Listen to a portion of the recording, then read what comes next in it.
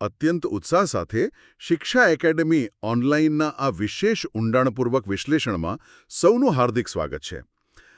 સ્પર્ધાત્મક પરીક્ષાઓની દુનિયામાં ખાસ કરીને ટેટ, ટાટ, CCE અને વર્ગ 3ની પરીક્ષાની તૈયારી કરતા વિદ્યાર્થીઓ માટે આજનું આ સત્ર ખરેખર એક ગેમ ચેન્જર સાબિત થવાનું છે. બિલકુલ. અને નમસ્કાર સૌને. આજના આ સત્રનું મહત્વ એટલા માટે પણ વધી જાય છે કારણ કે આપણા સાંભળનારાઓમાંથી ઘણા એવા હશે જેઓ ભાષાના પેપરમાં વ્યાકરણના પ્રશ્નો જોઈને થોડા ચિંતિત થઈ જતા હોય છે. હા, અને એ ચિંતા બહુ સ્વાભાવિક છે, પણ આજે ચિંતા કરવાની કોઈ જ જરૂર નથી. ચાલો આ બાબતને વિગતવાર સમજીએ. આજે આપણી પાસે એવી શાનદાર સામગ્રી છે જે ગુજરાતી વ્યાકરણના સૌથી મૂંઝવતો વિષય એટલે કે સમાસને એકદમ સરળ બનાવી દેશે. ગોખણપટ્ટીને આજે આપણે કાયમ માટે અલવિદા કહેવાનું છે. 100%. આ બાબત સ્પર્ધાત્મક પરીક્ષાઓ માટે અત્યંત નિર્ણાયક છે કારણ કે જુઓ, ફાઇનલ મેરિટ લિસ્ટમાં માત્ર 0.25 કે અડધા માર્ક માટે પસંદગી પામતા રહી જવું એ કેટલી પીડાદાયક સ્થિતિ હોઈ શકે છે તે દરેક પરીક્ષાર્થી ખૂબ સારી રીતે જાણે છે. સાચી વાત. એક માર્કની લડાઈ હોય છે મેરિટમાં. એક્ઝેક્ટલી. અને ગુજરાતી વ્યાકરણમાં ખાસ કરીને આ સમાસ નામના ટોપિકમાં વિદ્યાર્થીઓ મોટાભાગે ગોખણપટ્ટીનો સહારો લેતા હોય છે. પણ અગત્યની વાત એ છે કે વ્યાકરણ એ તર્ક અને ગણિત જેવો જ વિષય છે. જો તેની પેટર્ન સમજાઈ જાય તો ક્યારેય ભૂલ પડતી નથી. એ વાત સાથે હું સંપૂર્ણ સહમત છું. ગોખેલું પરીક્ષાના પ્રેશરમાં ભૂલાઈ જાય, પણ સમજેલું કાયમ યાદ રહે.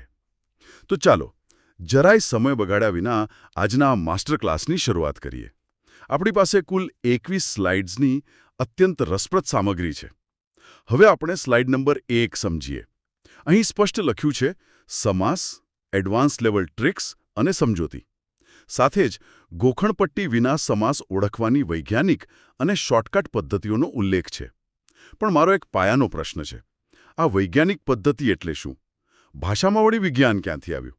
આ બહુ જ સારો પ્રશ્ન છે. વૈજ્ઞાનિક પદ્ધતિ એટલે એવી પદ્ધતિ જેમાં કોઈ ચોક્કસ નિયમ કે ફોર્મ્યુલા કામ કરતો હોય. જેમ કે વિજ્ઞાનમાં હાઇડ્રોજન અને ઓક્સિજન ભેગા થાય એટલે પાણી જ બને છે. એ એક યુનિવર્સલ સત્ય છે. અચ્છા, એટલે કે નિયમો ક્યારેય બદલાતા નથી. બિલકુલ.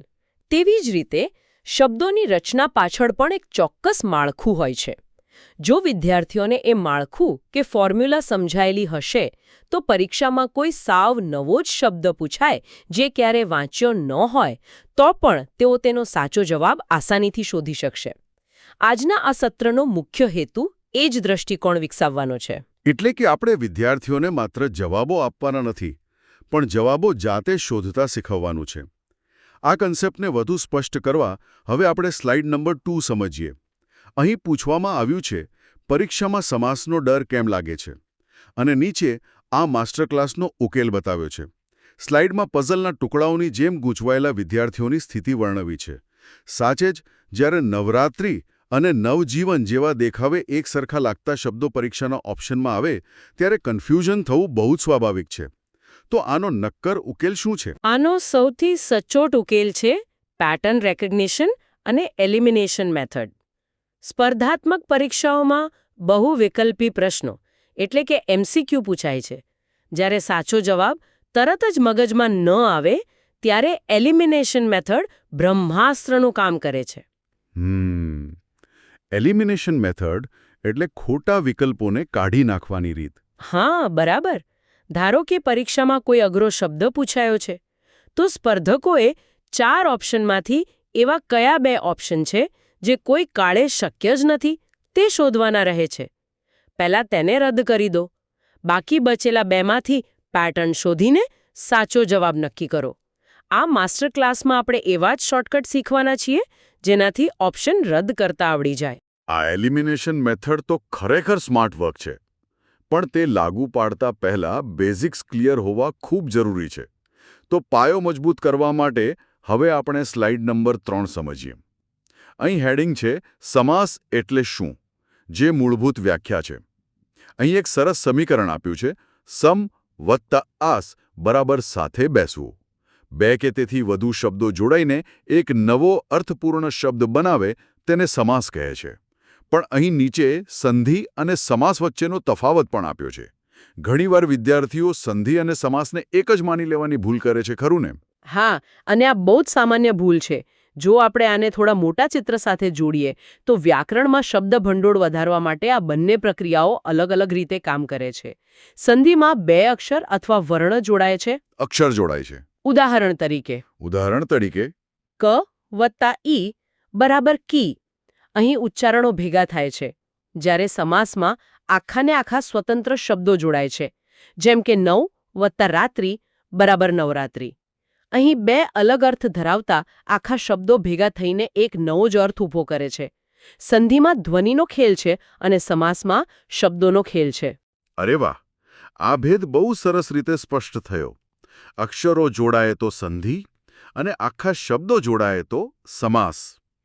હવે આપણે સ્લાઇડ નંબર 4 સમજીએ. અહીં હેડિંગ છે સમાસની મહત્વપૂર્ણ પરિભાષા.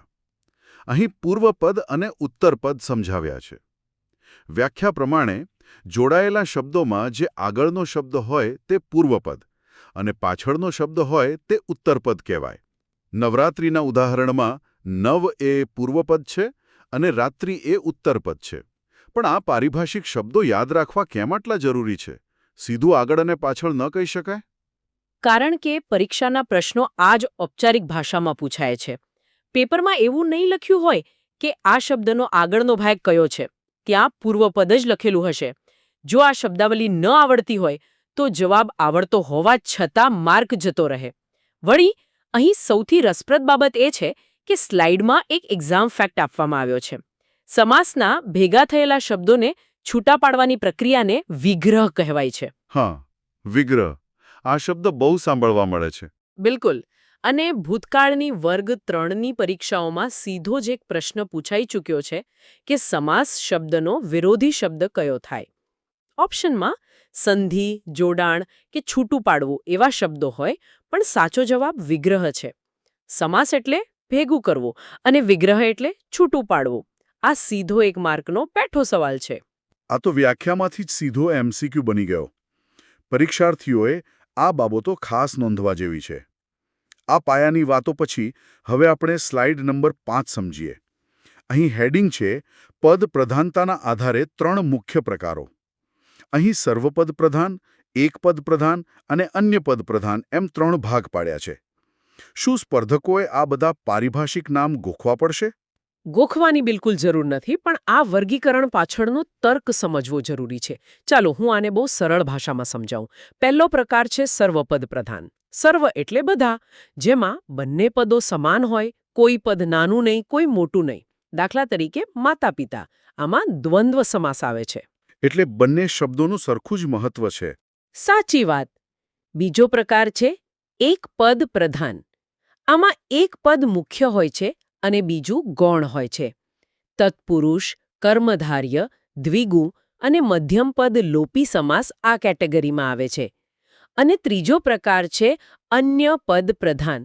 અન્ય એટલે કોઈ ત્રીજું જ. આમાં બંને પદો ગૌણ હોય છે અને આખો શબ્દ કોઈ ત્રીજા જ વ્યક્તિ કે અર્થનો નિર્દેશ કરતો હોય. ઉપપદ, બહુવ્રીહી અને અવ્યયી ભાવ આમાં આવે છે. ઘણીવાર ડીપ લેવલનો પ્રશ્ન પૂછાય કે નીચેનામાંથી કયો સમાસ અન્ય પદ પ્રધાન છે, ત્યારે આ પાયાની સમજણ જ કામ લાગે છે. એટલે કે આ એક નકશા જેવું છે જે આખા ટોપિકનું ઓવરવ્યૂ આપે છે. તો ચાલો હવે એક પછી એક પ્રકારોને વિગતવાર જોઈએ.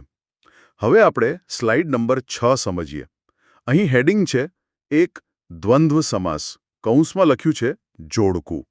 અહીં એક બહુ જ સરળ ટ્રીક આપી છે કે શબ્દોને છૂટા પાડતી વખતે વચ્ચે અને, કે અથવા મૂકવું પડે છે. પણ મારો સવાલ એ છે કે અને ક્યારે વાપરવું અને કે ક્યારે વાપરવું? શું બંને ગમે ત્યાં વાપરી શકાય? ના, બંને ગમે ત્યાં ન વાપરી શકાય. અને આ જ બાબત વિગ્રહમાં સૌથી મહત્વની છે. જુઓ, દ્વંદ્વ એટલે જોડકું. અને ક્યારે વપરાય? જ્યારે બંને શબ્દો એકસાથે અસ્તિત્વ ધરાવતા હોય કે શક્ય હોય. ઉદાહરણ તરીકે રામ અને શ્યામ, માતા અને પિતા. હા, કારણ કે માતા અને પિતા બંને એકસાથે હાજર હોઈ શકે છે. બિલકુલ. પણ કે અથવા ક્યારે વપરાય? જ્યારે બંનેમાંથી કોઈ એક જ વિકલ્પ શક્ય હોય અથવા તો બંને એકબીજાના વિરુદ્ધાર્થી હોય. જેમ કે નફો કે ખોટ. વેપારમાં કાં તો નફો થાય કાં તો ખોટ જાય. બંને એકસાથે ક્યારેય ન થઈ શકે. એવા જ બીજા ઉદાહરણો છે હાર કે જીત, પાપ કે પુણ્ય. આ નાનો પણ અત્યંત જરૂરી તફાવત છે. અને આ સમજાઈ જાય તો વિગ્રહ ક્યારેય ખોટું ન પડે. માતા પિતા જેવા ઉદાહરણો તો સહેલા છે, પણ પરીક્ષામાં કેવા પ્રશ્નો આવે છે તે જોવા હવે આપણે સ્લાઇડ નંબર 7 સમજીએ. અહીં હેડિંગ છે દ્વંદ્વ સમાસ, પરીક્ષાલક્ષી ખાસ ઉદાહરણો. અહીં કેટલાક શબ્દો છે જેમ કે આબોહવા, અહર્નિશ, દંપતી, નિષદીન. આ શબ્દો તો જોતા જ એક સળંગ શબ્દ જેવા લાગે છે. આમાં અને કે ક્યાંથી લાવવું? આ જ સ્પર્ધાત્મક પરીક્ષાની ખરી કસોટી છે. સીધા હાર જીત કે ભાઈ બહેન જેવા સહેલા પ્રશ્નો હવે પરીક્ષકો ઓછા પૂછે છે. સ્લાઇડ પરનો પહેલો શબ્દ જુઓ, આબોહવા. પહેલી નજરે આ સરળ લાગે, પણ જો તેને તેના મૂળ શબ્દોમાં છૂટા પાડીએ તો આબ એટલે કે પાણી અને હવા, પાણી અને હવા, આ બની ગયો દ્વંદ્વ સમાસ. અરે વાહ! એટલે આબનો અંત પાણી થાય છે ખબર હોવી જોઈએ. સાચી વાત. એવી જ રીતે બીજો શબ્દ છે અહર્નિશ. આ બહુ જ વાર પૂછાયેલો શબ્દ છે. અહર એટલે દિવસ અને નિશ એટલે રાત. દિવસ અને રાત. દંપતી શબ્દ લઈએ. દંપતી એટલે જાયા એટલે કે પત્ની અને પતિ, પત્ની અને પતિ. અહીં સ્પર્ધકો માટે એક સોનેરી સ્ટ્રેટેજી છે. જો શબ્દનો સીધો અર્થ ન સમજાય તો ગભરાયા વિના તેના મૂળ ટુકડાઓને ધ્યાનથી જુઓ અને તેનો અર્થ કાઢવાનો પ્રયત્ન કરો. એનો અર્થ એ કે શબ્દોને તોડતા અને તેના સમાનાર્થી જાણતા આવડવું જોઈએ. આ સ્ટ્રેટેજી ખૂબ કામની છે. હવે આપણે સ્લાઇડ નંબર 8 સમજીએ. બીજો પ્રકાર છે દ્વિગુ સમાસ. સૌથી સરળ સમાસ. અહીં એક બહુ જ સિમ્પલ ફોર્મ્યુલા આપી છે. સંખ્યા અથવા નંબર વત્તા નામનો સમૂહ. આ ફોર્મ્યુલા કેવી રીતે કામ કરે છે? દ્વિગુ સમાસની માસ્ટર ટ્રીક જ આ છે કે તેનો પૂર્વપદ એટલે કે આગળનો શબ્દ હંમેશા કોઈ સંખ્યા કે આંકડો દર્શાવે છે અને ઉત્તરપદ એટલે કે પાછળનો શબ્દ કોઈ વસ્તુઓના સમૂહનો નિર્દેશ કરે છે. એટલે કે પહેલો અક્ષર જ આંકડો હોય. હા, બિલકુલ. ઉદાહરણ તરીકે નવરાત્રિ. તેનો વિગ્રહ કરીએ તો નવરાત્રિનો સમૂહ. ત્રિકોણ એટલે 3 ખૂણાઓનો સમૂહ. પંચવટી એટલે 5 વડલાનો સમૂહ. ચોમાસું એટલે 4 માસનો સમૂહ. આ બધામાં આગળ આંકડો છે અને પાછળ સમૂહ છે. પણ અહીં સ્લાઇડમાં એક ખાસ દેશી શબ્દ આપ્યો છે ખટારો. આ ખટારો શબ્દમાં આંકડો ક્યાં છુપાયેલો છે? આ બહુ રસપ્રદ ઉદાહરણ છે. ઘણા વિદ્યાર્થીઓને ખબર જ નથી હોતી કે ખટનો અર્થ સંસ્કૃત અને પ્રાચીન ગુજરાતીમાં 6 થાય છે અને આરો એટલે પૈડા કે દાંતા. 6 પૈડાનો સમૂહ એટલે ખટારો. પરીક્ષામાં આવા તળપદા શબ્દો પૂછીને પરીક્ષકો વિદ્યાર્થીઓને કન્ફ્યુઝ કરતા હોય છે. ખટારો શબ્દ પાછળ આટલું સરસ વ્યાકરણ છુપાયેલું છે તે જાણીને ખરેખર મજા પડી ગઈ. પણ મને લાગે છે કે આ જ આંકડાઓ ક્યારેક વિદ્યાર્થીઓને દગો પણ આપે છે. એ કઈ રીતે? તે જોવા હવે આપણે સ્લાઇડ નંબર 9 સમજીએ. અહીં હેડિંગ છે દ્વિગુ સમાસનો સૌથી મોટો ફાંસો, જેને એક્સેપ્શન ટ્રેપ કહ્યો છે. શું દરેક સંખ્યાવાળો શબ્દ દ્વિગુ સમાસ જ હોય છે? પરીક્ષાર્થીઓ અહીં ક્યાં ફસાય છે? આ બાબત સમજવી સ્પર્ધકો માટે સૌથી વધુ અગત્યની છે. ચાલો એક કાલ્પનિક પ્રશ્નપત્રનો સિનારીઓ બનાવીએ. ધારો કે પરીક્ષાખંડમાં પ્રશ્ન પૂછાયો છે કે નવજીવન શબ્દનો સમાસ ઓળખાવો. ઓપ્શન એ છે દ્વિગુ અને ઓપ્શન બી છે કર્મધારય. તો મોટાભાગના વિદ્યાર્થીઓ નવ શબ્દ જોતા જ સીધો ઓપ્શન એ એટલે કે દ્વિગુ ટીક કરી દેશે, કારણ કે આગળ 9નો આંકડો દેખાય છે. અને આ જ સૌથી મોટી ભૂલ છે. જુઓ, દરેક 9નો અર્થ આંકડો એટલે કે 9 નથી થતો. આપણી ગુજરાતી ભાષામાં 9 એટલે નવું, ન્યૂ પણ થાય છે. નવજીવનનો વિગ્રહ કરો તો નવું જીવન એવો અર્થ નીકળે છે. અહીં કોઈ નવજીવનનો સમૂહ નથી. અહીં 9 એ માત્ર એક વિશેષણ તરીકે કામ કરે છે. અચ્છા, એટલે નવું જીવન એ કર્મધારય સમાસ બની જાય છે. એક્ઝેક્ટલી. તેવી જ રીતે નવયુવાન એટલે નવો યુવાન, નવનિર્માણ એટલે નવું નિર્માણ. આ શબ્દો દ્વિગુ નથી. જ્યારે નવરાત્રિ, નવરંગ, જેમાં ખરેખર 9નો આંકડો છે, તે જ દ્વિગુ બને છે. એટલે જ પરીક્ષાર્થીઓએ માત્ર શબ્દ જોઈને કૂદી ન પડવું જોઈએ.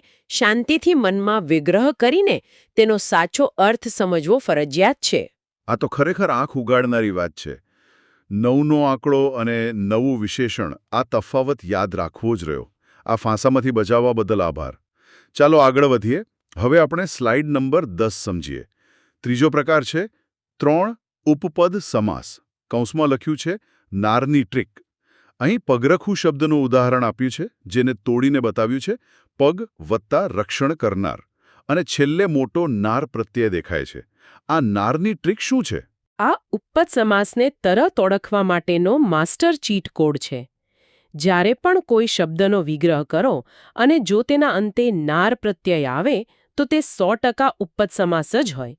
આ સમાસની ફોર્મ્યુલા છે નામ વત્તા ક્રિયા બરાબર કંઈક કરનાર અથવા કંઈક આપનાર.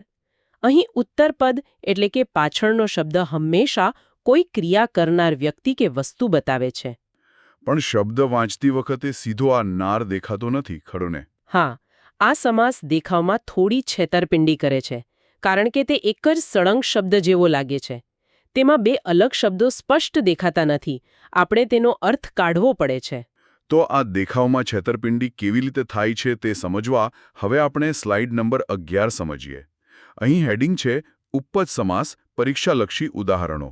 હોસ્ટ તરીકે હું આ શબ્દો વાંચું છું: પંકજ, નર્મદા, અનુજ, હરામખોર, પગરખું, ગિરિધર. આ બધા શબ્દોમાં પાછળ નાળ તો ક્યાંય દેખાતો જ નથી. તો પરીક્ષામાં આને કેવી રીતે ઓળખવા? સાચી વાત. શબ્દમાં સીધો નાર ન દેખાય, પણ જ્યારે આપણે તેનો અર્થ કાઢીએ ત્યારે નાર ઓટોમેટિક બહાર આવે છે. ચાલો આ શબ્દોની પાછળ છુપાયેલી ક્રિયાઓ ખોલીને જોઈએ. પહેલો શબ્દ લો, પંકજ. અહીં પંક એટલે કાદવ અને જ એટલે જન્મનાર, કાદવમાં જન્મ લેનાર. એટલે કમળ. જો વિગ્રહ કર્યો એટલે પાછળ નાર આવી ગયું. બિલકુલ. બીજો શબ્દ છે નર્મદા. નર્મ એટલે આનંદ અને દા એટલે આપનાર, આનંદ આપનાર. પછી છે અનુજ. અનુ એટલે પાછળથી અને જ એટલે જન્મનાર, જે પાછળથી જન્મ્યો છે તે એટલે નાનો ભાઈ. પછી ગિરિધર શબ્દ જોઈએ. ગિરિ એટલે પર્વત અને ધર એટલે ધારણ કરનાર, પર્વતને ધારણ કરનાર. એટલે શ્રી કૃષ્ણ. આ તો બહુ જ લોજિકલ છે. હા, અને અહીં સ્પર્ધકો માટે સ્ટ્રેટેજી નોંધ એ છે કે જો શબ્દ એક જ સળંગ લાગતો હોય અને તેના પાછળના અક્ષરમાં જેમ કે જ, દા, ધર માં કોઈ ક્રિયા છુપાયેલી દેખાય તો 90% કિસ્સામાં તે ઉપપદ સમાસ જ હોય છે. અદ્ભુત. અક્ષરોની પાછળ છુપાયેલો અર્થ કાઢતા આવડે તો ઉપપદ સમાસ સાવ સહેલો છે. હવે આપણે સ્લાઇડ નંબર 12 સમજીએ.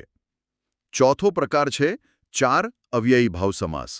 અહીં કૌંસમાં છે ઉપસર્ગ ટ્રીક.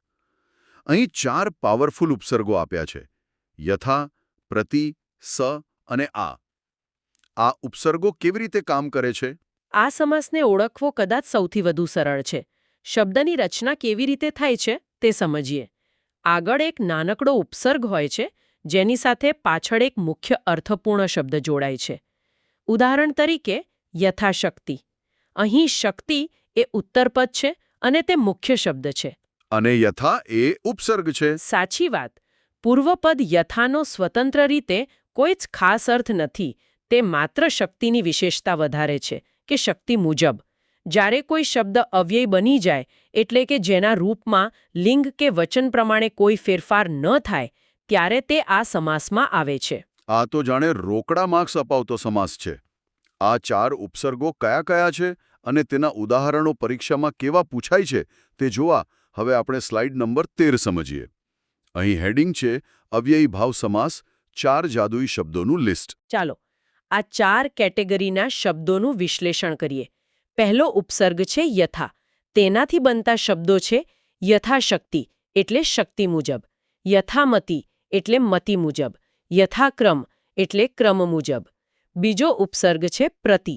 તેના ઉદાહરણો જોઈએ તો પ્રતિદિન એટલે દરરોજ, પ્રતિક્ષણ એટલે દરેક ક્ષણે. ત્રીજો ઉપસર્ગ છે સ, જેનો અર્થ થાય છે સાથે. ઉદાહરણો છે સવિનય એટલે વિનય સાથે, સપરિવાર એટલે પરિવાર સાથે. અને ચોથો ઉપસર્ગ આ છે. હા, ચોથો છે આ, જેનો અર્થ થાય છે સુધી. ઉદાહરણો છે આજીવન એટલે જીવન સુધી, આ મરણ એટલે મરણ સુધી. અહીં વિદ્યાર્થીઓ માટે એકદમ ક્લિયર કટ નિયમ એ છે કે જો પરીક્ષામાં શબ્દની શરૂઆત આ 4 અક્ષરોથી થતી હોય તો બહુ વિચાર્યા વગર આંખો બંધ કરીને અવ્યયી ભાવ સમાસ ટીક કરી દેવો. આટલી સ્પષ્ટ ટ્રીક હોય તો સમય પણ બચે અને માર્ક પણ પૂરો મળે. ચાલો હવે થોડા વધુ ડીપમાં જઈએ. હવે આપણે સ્લાઇડ નંબર 15 સમજીએ. 5મો પ્રકાર છે તત્પુરુષ સમાસ. કૌંસમાં છે વિભક્તિ જોડાણ. અહીં એક ત્રાજવું દોરેલું છે જેમાં અવ્યયી ભાવ અને તત્પુરુષ વચ્ચેનો તફાવત બતાવ્યો છે. આ તફાવત શું છે અને વિભક્તિનું જોડાણ કેવી રીતે કામ કરે છે? આ તફાવત બહુ જ તાર્કિક છે. આપણે અવ્યયી ભાવમાં હમણાં જ જોયું કે પાછળનો શબ્દ મુખ્ય હતો અને આગળ માત્ર નાનો ઉપસર્ગ હતો. તત્પુરુષમાં એનાથી બિલકુલ ઉલટું છે. એટલે કે આગળનો શબ્દ મુખ્ય હોય. એક્ઝેક્ટલી. અહીં પૂર્વપદ એટલે કે આગળનો શબ્દ મુખ્ય હોય છે અને પાછળનો શબ્દ ગૌણ હોય છે. પણ આ સમાસની સૌથી મોટી ઓળખ એ છે કે બંને શબ્દો વચ્ચે ગુજરાતી વ્યાકરણની વિભક્તિના પ્રત્યયો છુપાયેલા હોય છે. જ્યારે તમે શબ્દનો વિગ્રહ કરો ત્યારે વચ્ચે નો, ની, નું, ના જે છઠ્ઠી સંબંધ વિભક્તિ છે તે ઓટોમેટિક આવી જાય છે. અથવા તો માંથી, વડે, થકી, માટે જેવા પ્રત્યયો ઉમેરાય છે. અચ્છા, તો આ વિભક્તિ પ્રત્યયો શબ્દોની વચ્ચે કેવી રીતે ગોઠવાય છે તે સમજવા હવે આપણે સ્લાઇડ નંબર 15 સમજીએ. અહીં હેડિંગ છે તત્પુરુષ સમાસ પરીક્ષાલક્ષી ઉદાહરણો. હોસ્ટ તરીકે હું કેટલાક ઉદાહરણો રજૂ કરું છું. રાષ્ટ્રધ્વજ, દેશભક્તિ, સ્નેહભર્યા, લોકસેવક, વનવાસ, સત્યાગ્રહ. પણ પરીક્ષાખંડમાં બેઠા હોઈએ ત્યારે મગજમાં કયા પ્રશ્નો પૂછવા જેથી આ પ્રત્યયો બહાર આવે? ખૂબ જ સરસ પ્રશ્ન છે. પરીક્ષાર્થીઓએ જાતે જ શબ્દને પ્રશ્ન પૂછવાની પ્રેક્ટિસ કરવી જોઈએ. પહેલો શબ્દ લઈએ, રાષ્ટ્રધ્વજ. જાતે પ્રશ્ન પૂછો, કોનો ધ્વજ? જવાબ મળશે રાષ્ટ્રનો. અહીં નો પ્રત્યય આવ્યો. એટલે છઠ્ઠી વિભક્તિ લાગી. હા. બીજો શબ્દ છે સત્યાગ્રહ. શેનો આગ્રહ? સત્યનો. વનવાસ. ક્યાં વાસ? વનમાં. અહીં માં પ્રત્યય આવ્યો જે 7મી અધિકરણ વિભક્તિ છે. દેશભક્તિ. કોના માટે ભક્તિ? દેશ માટે. સ્નેહ ભર્યા. શેનાથી ભર્યા? સ્નેહથી. જુઓ, જવાબ તમને આગળના શબ્દમાંથી જ મળી જાય છે અને વચ્ચે નો, ની, નું, ના, માં, થી જેવા શબ્દો આવે છે. મતલબ કે જો એલિમિનેશન મેથડ વાપરીએ અને શબ્દની વચ્ચે આ રીતે વિભક્તિ છૂટી પડતી દેખાય તો તરત જ સમજી જવું કે આ તત્પુરુષ સમાસ જ છે. આ તો જાણે શબ્દો સાથે સંવાદ કરવાની વાત થઈ. ખૂબ જ પ્રેક્ટિકલ એપ્રોચ છે. હવે આપણે સ્લાઇડ નંબર 16 સમજીએ. છઠ્ઠો પ્રકાર છે કર્મધારય સમાસ. કૌંસમાં લખ્યું છે વિશેષણની રમત. અહીં પ્રશ્ન પૂછવાની ટ્રીક આપી છે. કેવો, કેવી, કેવું. અને તેને ધ કેચ ઓલ ઓપ્શન એટલે કે વ્યાપક સમાસ કયો છે. એવું કેમ? આ કર્મધારય સમાસની આગવી ઓળખ છે. આ સમાસમાં પૂર્વપદ એટલે કે આગળનો શબ્દ હંમેશા વિશેષણ હોય છે અને ઉત્તરપદ કોઈ નામ હોય છે. શબ્દને કેવો, કેવી, કેવું પ્રશ્ન પૂછવાથી જવાબ મળી જાય છે. ઉદાહરણ આપીને સમજાવશું. ચોક્કસ. ઉદાહરણ તરીકે મહાદેવ. દેવ ખરા પણ કેવા? તો કે મહાન. આપણી ગુજરાતી ભાષામાં આપણે વાતોમાં વિશેષણોનો ભરપૂર ઉપયોગ કરીએ છીએ. તેથી જ આ સમાસ સૌથી વધુ વ્યાપક છે. અને આ ધ કેચ ઓલ ઓપ્શન શા માટે કહેવાય છે? કારણ કે સ્ટ્રેટેજી એવું કહે છે કે જો આપેલા 8 પ્રકારમાંથી કોઈ ચોક્કસ નિયમ લાગુ ન પડતો હોય, દાખલા તરીકે શબ્દમાં સંખ્યા ન હોય, અંતે નાર ન હોય, વિભક્તિ છૂટી ન પડતી હોય, તો 99% કેસમાં તે કર્મધારય સમાસ જ હોય છે. એટલે જ તેને ધ કેચ ઓલ ઓપ્શન કહેવાય છે. અરે વાહ! એટલે કે જેનું કોઈ ન હોય તેનો કર્મધારય. આ ખરેખર મસ્ત વાત છે. પણ આને ઝડપથી ઓળખવા માટેના કીવર્ડ્સ કયા છે તે જાણવા હવે આપણે સ્લાઇડ નંબર 17 સમજીએ. અહીં હેડિંગ છે કર્મધારય સમાસ. ઇન્સ્ટન્ટ ઓળખ માટેના કીવર્ડ્સ. અહીં 5 કીવર્ડ્સ આપેલા છે. ચાલો આપણે આ 5 કીવર્ડ્સનું ઊંડું વિશ્લેષણ કરીએ. પહેલો શબ્દ છે મહા. જો શબ્દ મહાથી શરૂ થતો હોય તો તે મોટા ભાગે કર્મધારય જ હોય. જેમ કે મહારાજા એટલે મહાન એવો રાજા. મહાસાગર, મહાભારત. બીજો શબ્દ છે પર, પરમેશ્વર, પરદેશ એટલે કે બીજો દેશ, પરલોક. ત્રીજો કીવર્ડ કયો છે? ત્રીજો કીવર્ડ છે અંતર. જો શબ્દના અંતે અંતર આવતું હોય, જેમ કે ભાષાંતર એટલે બીજી ભાષા, રૂપાંતર, મતાંતર. ચોથો કીવર્ડ છે રૂપી. વિગ્રહ કરતી વખતે વચ્ચે રૂપી આવતું હોય. સંસાર સાગર એટલે કે સંસાર રૂપી સાગર, જ્ઞાનગંગા, જીવનદીપ. અને પાંચમો કીવર્ડ છે નામ. એટલે કોઈ વ્યક્તિનું નામ. હા, મોટાભાગના વ્યક્તિઓના નામ અને સંબંધો કર્મધારયમાં આવે છે, જેમ કે સૂર્યદેવ, રામાપીર. અહીં સર કે દેવ એ માનવાચક વિશેષણો બની જાય છે. આ 5 કીવર્ડ્સ મહા, પર, અંતર, રૂપી અને નામ યાદ રહી જાય તો કર્મધારયના MCQ ક્યારેય ખોટા ન પડે. હવે આપણે આગળ વધીએ અને સ્લાઇડ નંબર 18 સમજીએ. 7મો પ્રકાર છે 7 બહુવ્રીહી સમાસ. કૌંસમાં છે ત્રીજાનો નિર્દેશ. આ એક અન્ય પદ પ્રધાન સમાસ છે. પણ મારી એક મૂંઝવણ છે. તમે હમણાં કર્મધારયમાં મહાદેવનું ઉદાહરણ આપ્યું, જેમાં ભગવાનની વાત હતી, અને બહુવ્રીહીમાં પણ દેવી દેવતાઓના ઉપનામ આવે છે, તો આ બંને વચ્ચે પરીક્ષાર્થીઓ અટવાઈ ન જાય. તફાવત કેવી રીતે કરવો? આ ખૂબ જ સ્માર્ટ પ્રશ્ન છે અને ઘણા વિદ્યાર્થીઓ અહીં જ કન્ફ્યુઝ થઈને માર્ક્સ ગુમાવે છે. આ તફાવત સમજવા બહુવ્રીહીની માસ્ટર ટ્રીક સમજો. બહુવ્રીહીમાં આખો ને આખો શબ્દ કોઈ ચોક્કસ વ્યક્તિ કે દેવી દેવતા માટે એક ઉપનામ એટલે કે ટાઇટલ તરીકે વપરાતો હોય છે. ટાઇટલ તરીકે એટલે કે શબ્દનો અર્થ કંઈક બીજો જ નીકળતો હોય. હા, શબ્દની અંદર જે અર્થ છે તેના કરતાં બહારનો કોઈ ત્રીજો જ અર્થ મુખ્ય હોય છે. વિગ્રહ કરતી વખતે સામાન્ય રીતે જેનું છે તે અથવા જેને છે તે એવી વાક્યરચના બને છે. જ્યારે મહાદેવમાં માત્ર મહાન વિશેષણ છે, તે કર્મધારય છે. પણ જો શબ્દ એવો હોય જે આખા શરીરની કોઈ ખાસિયત દર્શાવતો હોય અને તેમાંથી કોઈ ભગવાનનું નામ છતું થતું હોય તો તે બહુવ્રીહી બને છે. આ તફાવત ઉદાહરણથી વધુ સારી રીતે સમજાશે. તો ચાલો હવે આપણે સ્લાઇડ નંબર 19 સમજીએ. અહીં હેડિંગ છે બહુવ્રીહી સમાસ, પરીક્ષાલક્ષી ઉદાહરણો. સ્લાઇડમાં ઉદાહરણો છે ગજાનન, દશાનન, ચક્રપાણી અને સાથે કેટલાક અઘરા ઉદાહરણો પણ છે, જેમ કે વૃકોદર, મયુરવાહિની, વિધવા અને નિર્દોષ. હા, ચાલો આ ઉદાહરણોથી ચિત્ર સ્પષ્ટ કરીએ. ગજાનન એટલે જેનું મુખ હાથી જેવું છે તે. આ શબ્દ સાંભળતા જ મગજમાં સીધો કોનો વિચાર આવે? ગણેશજીનો. બિલકુલ. શબ્દમાં ક્યાંય ગણેશ લખેલું નથી, પણ નિર્દેશ તેમના તરફ છે. આ છે બહુવ્રીહી. દશાનન એટલે જેને 10 મુખ છે તે, અર્થાત રાવણ. ચક્રપાણી, પાણી એટલે હાથ. જેના હાથમાં ચક્ર છે તે, એટલે વિષ્ણુ ભગવાન. હવે પહેલા અઘરા ઉદાહરણો જોઈએ. વૃકોદર.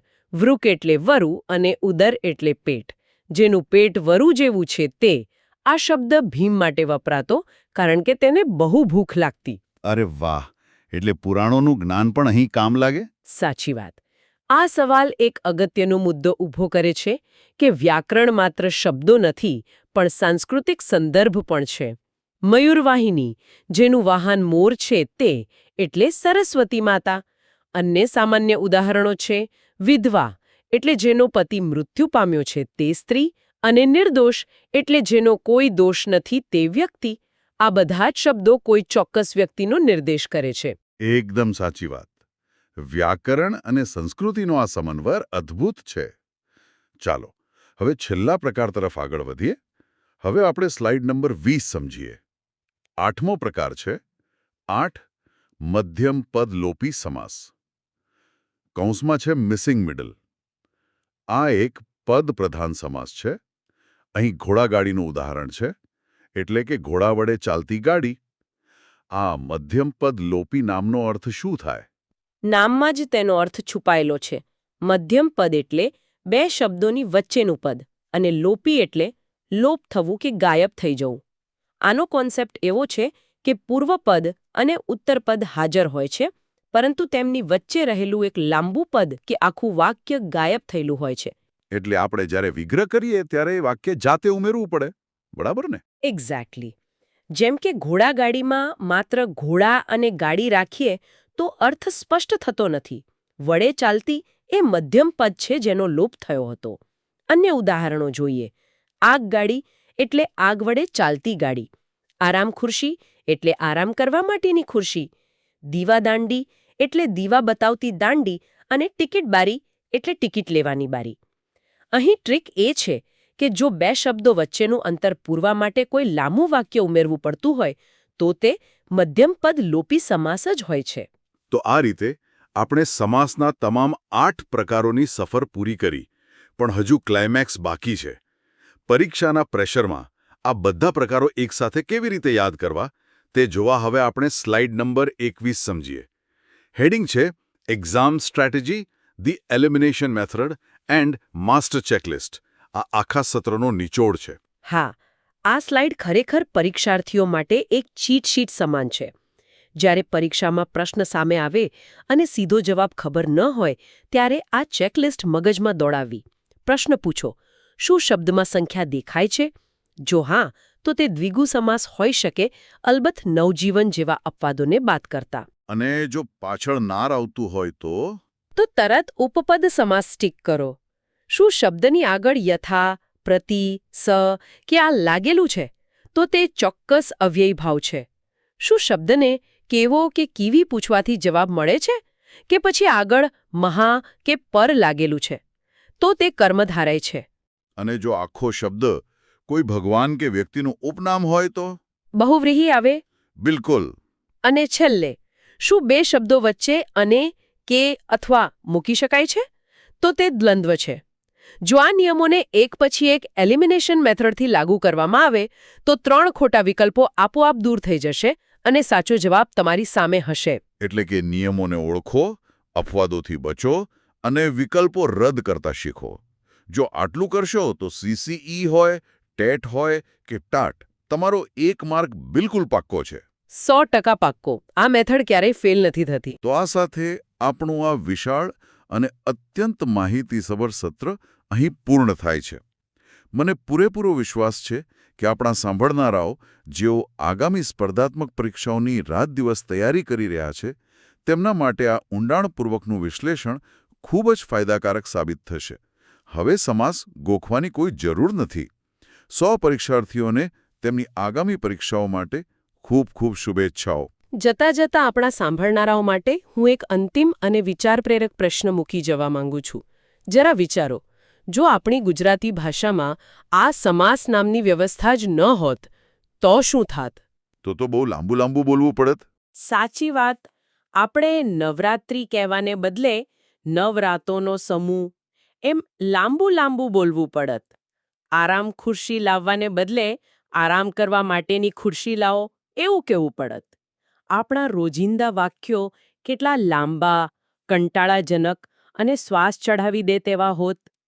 ભાષાને ટૂંકી, સચોટ અને સુંદર બનાવવાનું કામ આ સમાસ કરે છે.